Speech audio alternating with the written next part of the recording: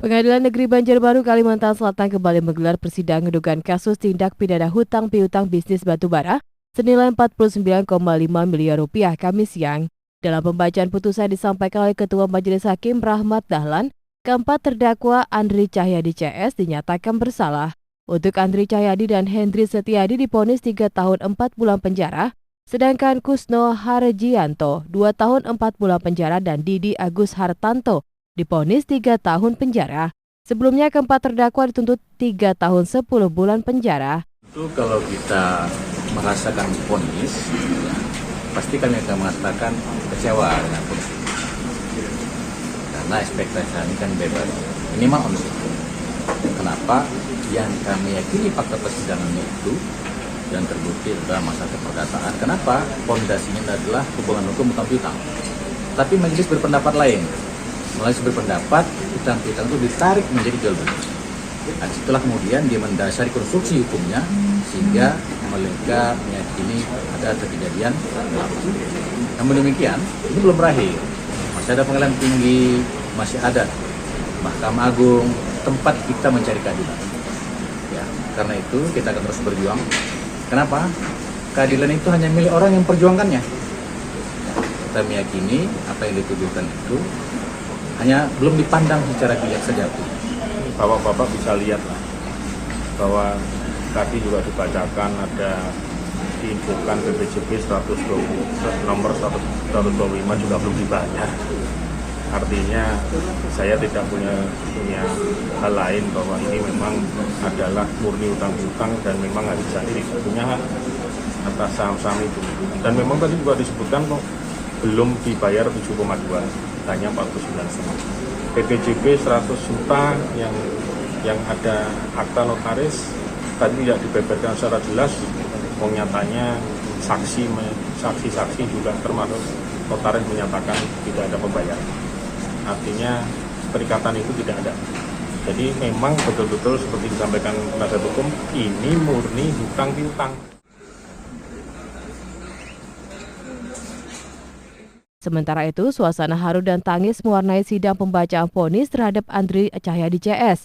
Puluhan perwakilan pekerja yang bekerja di perusahaan para terdakwa tak menyangka jika pimpinan perusahaannya dijatuhi hukuman berat oleh Pengadilan Negeri Banjarbaru. Sangat merasa miris dan prihatin bahwa keadilan di negeri ini sangat susah untuk kita dapatkan. Kami sempat merekam tadi bahwa pimpinan kami ada 4. Jadi terdakwa itu ada 1, terdakwa 2, terdakwa 3, dan terdakwa 4. Tadi majelis hakim menyatakan yang dihukum itu adalah terdakwa cuma sampai 3. Terdakwa 4 ternyata tidak disebutkan. Jadi seharusnya secara hukum terdakwa 4 itu harus dibebaskan. Jadi putusan yang dibacakan tadi sebenarnya adalah putusan yang cacat. Nanti rekan-rekan media akan dikirimkan rekaman putusan tadi. Jadi di dalam dibacakan di dalam persidangan tadi, maka putusan itu adalah putusan yang harusnya batal demi hukum. Karena apa? Putusan itu tidak sesuai.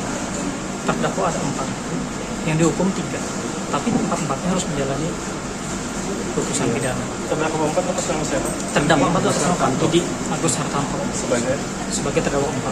status di perusahaan Beliau ada sebagai karyawan seperti itu. Jadi ini kami sebagai karyawan akan berjuang mengawal kasus ini kemanapun. Kami siap untuk memberikan keadilan bagi pimpinan-pimpinan kami, karena otomatis ini berpengaruh terhadap kami sebagai karyawan dan juga kepada keluarga kami ke depannya. Pengadilan ini untuk sama-sama mendengar putusan vonis untuk atasan terdakwa Pak Hendri, Pak Kusno, Pak Andri, dan Pak Didi. Jadi dalam putusan ini ya kami rasa kecewa ada, sedih ada, karena ternyata dari putusan majelis hakim menyatakan atasan kami ini bersalah dan dituntut pidana penjara. Kami rasa hampir dari tuntutan dari jaksa penuntut umum. Ya, atas hal itu ya kami kecewa, ada kecewa, ada sedih, ada juga, karena mereka inilah yang salah satu